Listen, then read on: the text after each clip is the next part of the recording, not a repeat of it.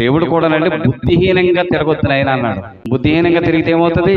ఆపదలో పడుతుంది. జ్ఞానం ఉంటే బుద్ధిగా వ్యవహరిస్తావు. అపాయం చూసి నువ్వు తప్పించుకోవడానికి ప్రయత్నిస్తావు.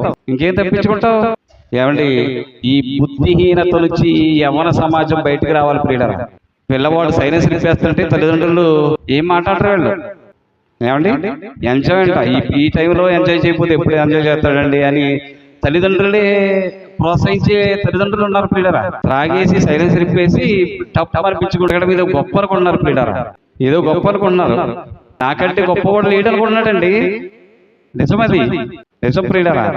నాకంటే గొప్పవాడు లేడు, నాకంటే జ్ఞానవంతుడు లేడు అని కాళ్ళు ఎగరేసుకుంటూ తిరిగేటువంటి వాళ్ళు అజ్ఞానులు ప్రియులారా. వాళ్ళంతటి దౌర్భాగ్యులు మరొకరు లేరు అని చెప్పొచ్చు ప్రియులారా. వాళ్ళ బ్రతుకులు మార్చుకుంటే వాళ్ళకే మేలు. నిజంగానే ఆ మేలును కళ్ళారా చూస్తారు వాళ్ళే, బ్రతుకులు మార్చుకుంటే ప్రియులారా.